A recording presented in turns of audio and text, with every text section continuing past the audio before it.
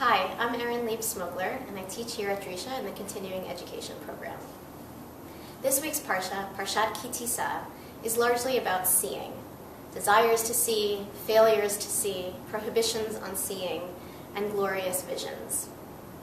The central episode, that of the golden calf, is arguably animated by Bnei Israel's desire to see God. With no visible human leader to rely on, since Moshe seemed to tarry in his return from Har Sinai, his message of the invisible God presumably became similarly unreliable, and a new tangible replacement is sought. The people want to behold something concrete, and the result is the undeniably solid calf of gold. This event is identified by Moshe as a chata'ah gedolah, a great sin. The people have failed miserably in their traitorous attempt to render God palpably real. It's therefore quite surprising to find Moshe himself manifest an impulse not all that different from theirs. Soon after begging God forgiveness on behalf of the people, and after witnessing the plague God sent to purge them of their sin, Moshe makes two outrageous requests of God. First, Hodi'eni na et drachecha, let me know your ways. And then, even more radically, Har'eni na et kivodecha, show me your glory. Notice the re'iyah root here. Moshe too wants to see God. He wants a sensory experience, an actual visual of the divine. But God is not forthcoming, saying, Lo tuchal lirot et panai, ki lo yir'ani ha'adam v'chai. You cannot see my face, for a human may not see me and live. The message seems clear enough. No one can actually lay eyes on God and survive, and so Moshe must settle for second best. A kind of partial disclosure. Vera'ita et achorai upanai lo yira'u, says God, you will see my back, but my face must not be seen. God's refusal to share God's face, his most clear essence, with Moshe is uniquely interesting and uniquely perplexing, I think, in light of its surrounding context. For this episode is immediately preceded by an unambiguous and rather famous characterization of the relationship between God and Moshe through the face. V'diber Hashem el Moshe panim el panim ka'asher yedaber ish el re'ehu. The Lord would speak to Moshe face to face, as one man speaks to another, says the Pasuk. The face, alas, was the locus of their communication. The face was where God met Moshe and where Moshe met God. And yet it is this face that cannot ultimately be seen by Moshe. How can we make sense of this paradoxical relationship? How shall we understand that this place of greatest access is also the place of no access? In order to address this question, let's take a wider look at the theme of seeing God.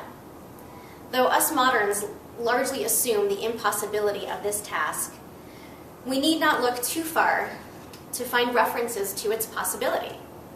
Just a few weeks ago, we read Parshat Mishpatim, which recounts a mysterious event preceding the revelation at Har Sinai.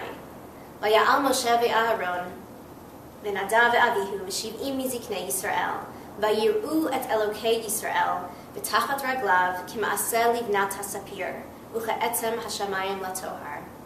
Then Moshe and Aaron, Nadav and Avihu, and 70 elders of Israel ascended, and they saw the God of Israel. Under his feet was the likeness of a pavement of sapphire, like the very sky for purity. This elite group saw the God of Israel. What they saw is surely mystifying, but that they saw is unequivocally clear here in these verses. Yet the revelation of the law does not take place in the company of this seeing group.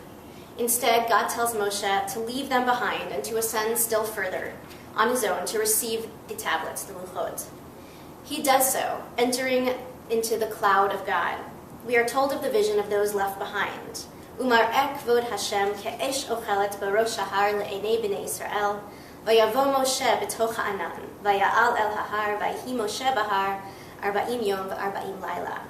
Now the presence of the Lord appeared in the sight of the Israelites as a consuming fire on the top of the mountain. Moshe went inside the cloud and ascended the mountain and remained on the mountain 40 days and 40 nights. The people down below, all of Bnei Israel, had an intense visual experience here.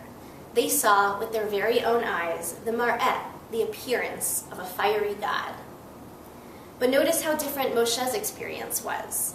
He, now in full relationship to God, saw neither fire nor sparkling sapphire. He entered a cloud, a place of blurriness and of ambiguity. That's where he found God most closely. The same remarkable contrast can be detected in Parashat Yitro as well, where we are first introduced to the awesome Sinai experience. There we were told, "V'chol ha'am ro'im et hakolot ve'et halapidim ve'et kol hashofar ve'et ha'har ashan vayar ha'am vayanu'u vayamdu merachok." All the people saw, ro'im, the thunder and the lightning, the blare of the horn and the mountain smoking. And when the people saw it, they fell back and stood at a distance. But again, in contrast, we have the experience of Moshe. Vayamod ha'am merachok, u'Moshe nigash el ha'arafel asher sham ha'elokim. The people remained at a distance while Moshe approached the Arafel, the thick fog where God was. Bnei Israel were granted a sensual encounter with the divine. They might not have actually seen the God of Israel here, but they did see manifestations of God's power, images as well as sounds. God's presence could be discerned clearly, without ambiguity. But Moshe had a different experience altogether. Moshe nigash el ha'arafel asher sham ha'elokim. To truly encounter God at Sinai, Moshe had to enter the Arafel, the fog, the place without flashing lights or crashing sounds, the place of cloudiness, even a little darkness. And in the absence of this absolute seeing, perhaps some space opened up for a real vision. Moshe entered this fog, asher sham ha'elokim, because there he could find God.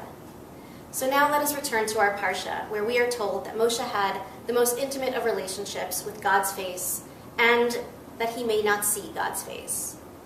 We now know that he, along with others, had been able to see different appearances of God in the past. Perhaps this is the achor, the back of God, that he is again granted permission to see in this week's Parsha. But the panim, the face, that remains decidedly off limits. It could be intensely engaged, but it could never be unmasked. Now we are in the position to understand why. It turns out that intimacy is not actually born of seeing, of raw observation, of data collection regarding contours and features and the like. Relationships of the deepest sort don't emerge from assertions of absolute clarity or of unmistakable transparency. We all seek to know another and to be known by another. Yet relationships often end the very moment that that seeking stops, when all mystery is eradicated by disclosure. Intimacy, paradoxically, is to be found in the gap, in the yearning to overcome a distance that cannot ultimately be breached. So too with God, I would argue. Says our Parsha, Lo yirani ha'adam v'chai, man may not see me and live. It's not just that one could not sustain a physical life in the face of that kind of visual encounter, but one's spiritual, soulful life would actually be flattened by such a misguided reduction, deadened by the crushing of mystery, the Torah seems to argue. For God in God's fullness is not an entity to be seen once and for all, but a complex and murky relationship to be entered into for eternity. For that kind of sustained, real relationship, it turns out that a precious awareness of distance and of difference must be maintained. So yes, Moshe spoke to God panim el panim, face to face, essence to essence. But he truly communed with God in the Arafel, in the in-between, in the domain of ambiguity and of fog, in the beautiful, blurry space of not fully knowing and not fully seeing. Shabbat Shalom.